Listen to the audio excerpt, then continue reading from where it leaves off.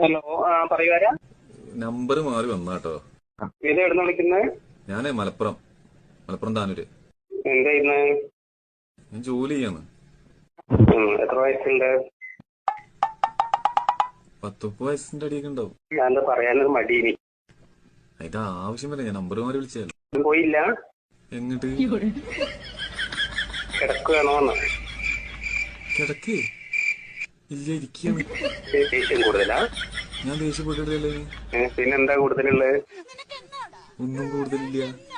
ഒന്നും കൂടുതലില്ല? ഇല്ല. കുളിയൊക്കെ കഴിഞ്ഞ?